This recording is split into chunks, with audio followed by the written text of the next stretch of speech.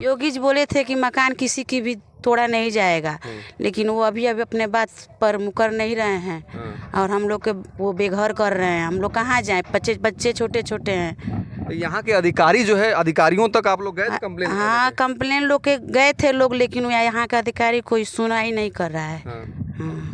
दोस्तों, ये देवरिया जिला है। मैं देवरिया जिला में हूँ इस समय, और एक महिला जो है यहाँ डीएम भी है, उन दिव्या मित्तल जी हैं। तो महिलाओं की पीड़ा को कितना सुनती हैं और कितना देखती हैं, आप इनसे जान सकते हैं। और मैं ले चलता हूँ आपको। देखिए, ये घर है इनका भी नेशनल हाईवे में जा रहा है। कैमरामैन पूरी तस्वीर दिखाइए, ठीक है। उचित मुआवजा नहीं मिल रहा है। हम लोग बहुत गरीब आदमी, हम लोग चाय वो बेच के किस तरह मकान बनाए हैं, लेकिन हम लोग को उचित मुआवजा नहीं मिल रहा है। नोटिस मिल गया है, अब खाली करने के लिए बोल रहे हैं लोग। नोटिस मिल गया आप लोगों को? तो घर खाली हो जाएगा, फिर कहाँ जाएंगे आप? कहाँ जाएंगे, हम लोग कहीं रहने का ठिकाना ही नहीं है। हम लोग से यही कर रहे हैं कि हम लोग को कहीं रहने का व्यवस्था करे, योगी चाहे मोदी जो भी हैं, ये हम लोग को कहीं रहने का व्यवस्था किया जाए। क्या नाम है सर आपका? चंदन मिश्रा। चंदन मिश्रा जी, मकान आपकी है ये? नहीं, हमारी है, लेकिन माता जी के नाम से है। माता जी के नाम से। नोटिस मिल गया है घर? नोटिस मिल गया है। तो क्या कहना चाहते हैं, क्या नोटिस कहना चाहते हैं इसमें? देखिए, ज़मीन का हमको 2-2.5 लाख रुपया मिल रहा है। आप बोल रहे हैं मकान का 2 महीना बाद देंगे, तो क्या मतलब कितना देंगे कितना नहीं देंगे? आप पहले अभी पहले उधर से निकला था। तो इसमें मकान नहीं पड़ रहे थे। अब अलाइनमेंट चेंज कर दिए हैं, तो इसमें कई मकानें सब टूट रही हैं। तो योगी जी से मकानों के ऊपर से क्यों अलाइनमेंट चेंज कर दिया गया, समझ में नहीं आ रहा है। पहले तो उधर से जा रहा था तो मकान नहीं थी, अब अलाइनमेंट चेंज करके मकान के ऊपर से नेशनल हाईवे क्यों निकाल रहे हैं? पैसे के हिसाब से चेंज कर दिए हैं लोग। पैसे कोई पैसा खिला रहा है? और का पैसा बिना पैसे के थोड़ी हुआ है। अब देखिए, यहाँ मकान टूट रही है। कितने का जमीन आपने लिया था? पूरा मकान बनवाने में खर्च कितना लगा था? लगभग 30 लाख रुपया लगा था। 30 लाख रुपया लगा था मकान। और मिल कितना रहा है मुआवजा? अब मुझे मुआवजा 2-2.5 लाख रुपया जमीन का मिल रहा है। 10 लाख में खरीदे थे जमीन। अब मिल रहा है 2.5 लाख रुपया जमीन। पूरी जानकारी है आपको कितना मिल रहा है? पूरी जानकारी नहीं है, इसमें 67% कटौती। अब बताइए, हम लोग प्लाटिंग का जमीन लेके 10 लाख रुपया कट्ठा में खरीदे थे, अब मिल रहा है 2.5 लाख रुपया। दोस्तों, कहाँ का इंसाफ है? 30 लाख रुपया खर्च करके घर बनाए और मिल रहा है इनको कम से कम 5 से 7 लाख रुपया इनको मिल रहा है मुआवजे के नाम पे। वो भी मुआवजे की पूरी जानकारी मिश्रा साहब को नहीं है। लेकिन इनका इल्जाम है कि ये अलाइनमेंट जब चेंज किया गया है तब हमारा घर उससे नेशनल हाईवे में आया है। इसके पहले वाला जो अलाइनमेंट था, उधर बगल से निकल रहा था, वहाँ जो है इनकी मकानें नहीं आती थी। लेकिन क्यों अलाइनमेंट चेंज किया गया? क्या इस पर योगी आदित्यनाथ और यहाँ के डीएम जो है इस पर संज्ञान ले रही हैं कि नहीं ले रही हैं?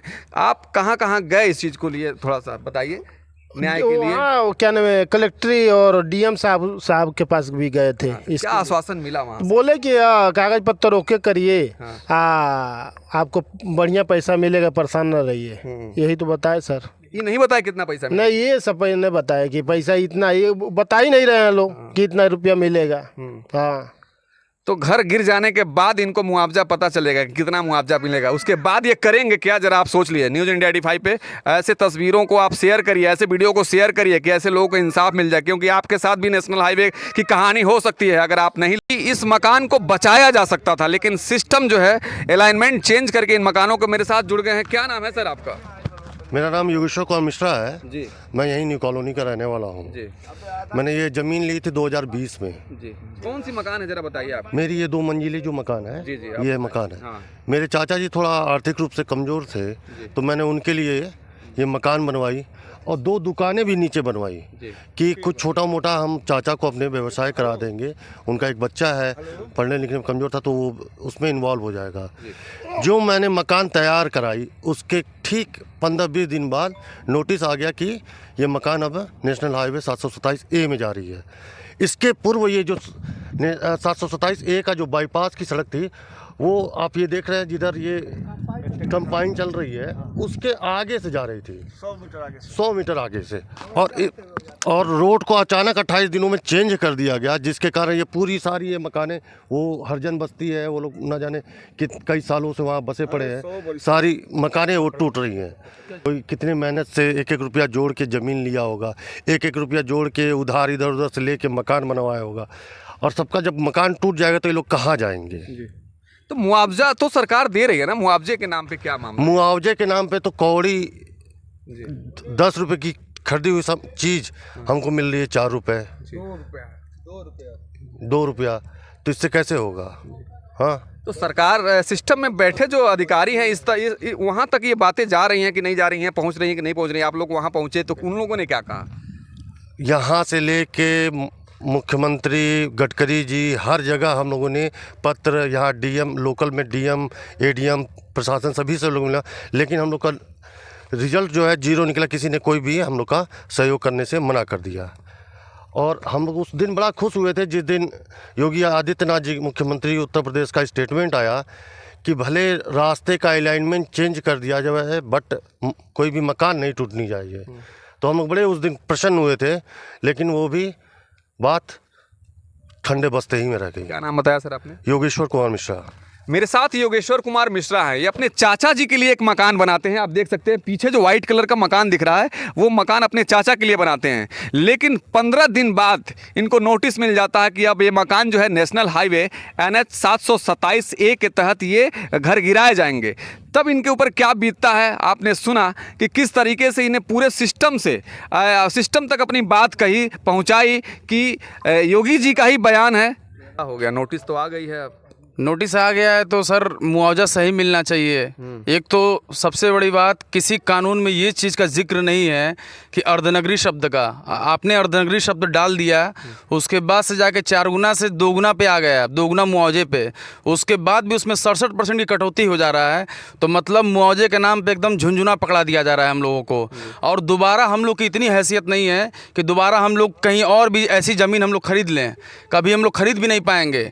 हम सरकार से बस इतना ही कहना चाहते हैं कि अगर हमारे ज़मीन का सही मुआवजा नहीं मिला तो यहीं पे हम या तो जिला अधिकारी आवास पे या तो यहाँ पे आत्मदाह करेंगे। उसकी सारी जिम्मेदारी शासन और प्रशासन की होगी जी।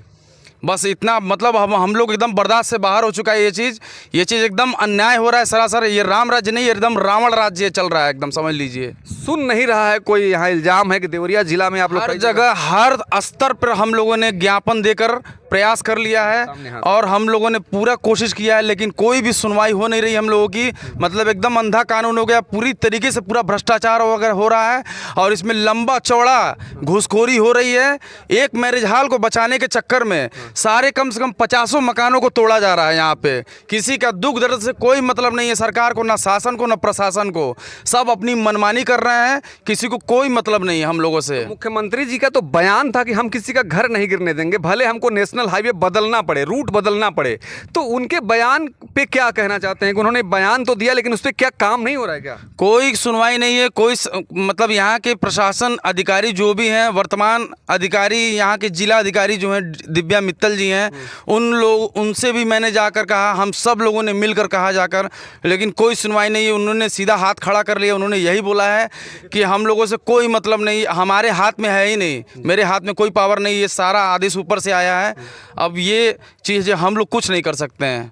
कैसे लिया था आपने ये ज़मीन? ये ज़मीन सर मैंने अपनी पुश्तैनी मकान बेचकर ये ज़मीन लिया था। अब इसको मकान ही बनवाना तो यही ज़मीन है। क्या सोच के लिए थे आप ये ज़मीन? कि ये ज़मीन यही सोच के लिए थे कि हम कम से कम बनवा के रहेंगे इसमें और अपने परिवार के साथ रहेंगे, अच्छे से रहेंगे। लेकिन आज हमारा सारा अरमान पे पानी फिर चुका है। सारे जो भी मेरे सपने थे सब टूट रहा है।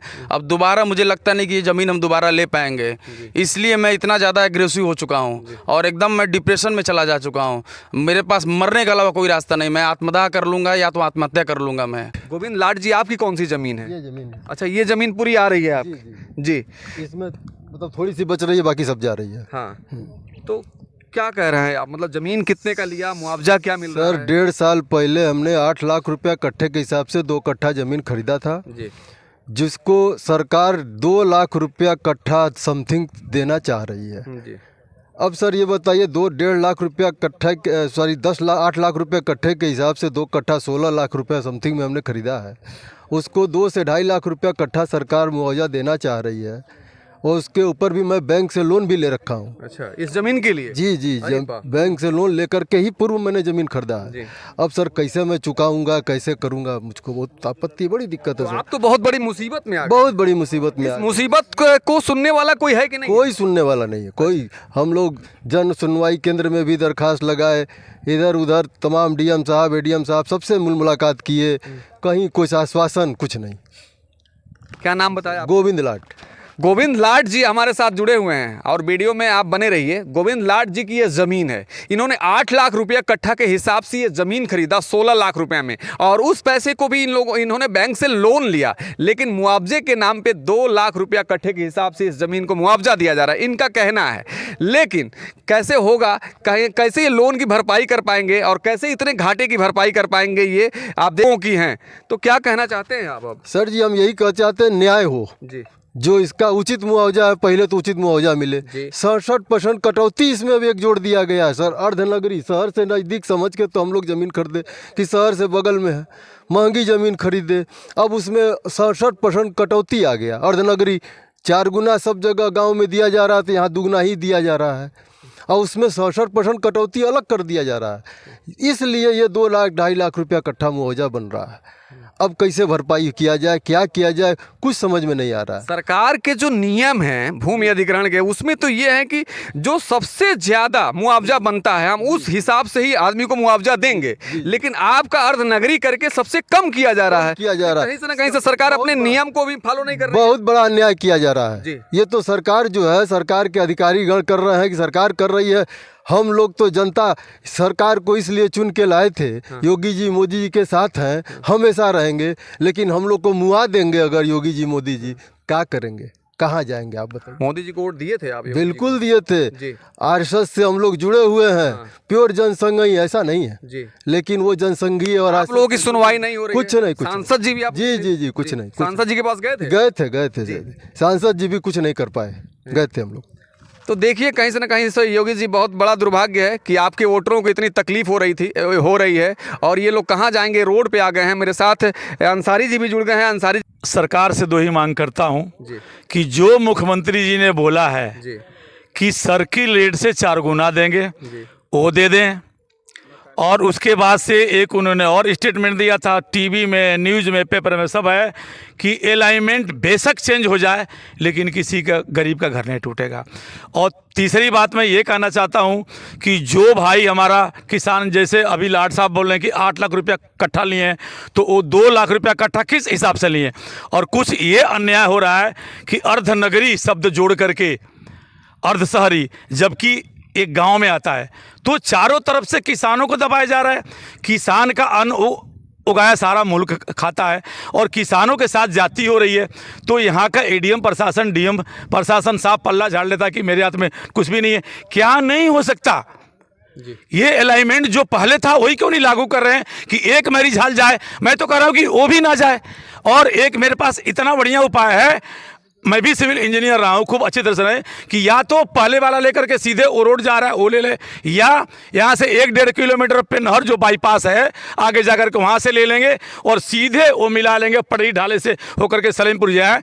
तो इससे 200-300 करोड़ रुपया सरकार का भी बचेगा, किसी का घर भी नहीं टूटेगा और सांप भी मर जाएगा और लाठी बच जाएगा। और नहीं, अब लास्ट उपाय, ये जितने घर वाले हमारे साथ आ रहे हैं कि सर हम लोग आत्महत्या करेंगे, मैं सरकार से गुजारिश कर रहा हूँ कि जब हमारे किसान भाई नहीं रहेंगे तो मैं इनके साथ भी मैं भी आत्मदाह कर लूँगा, क्योंकि मेरा अपना मानना है और मेरा अपनी सोच है कि किसी का भी गम हो लगाता हूँ दिल से, क्या करूँ, मैं मजबूर हूँ, मेरी आदत ही यही है।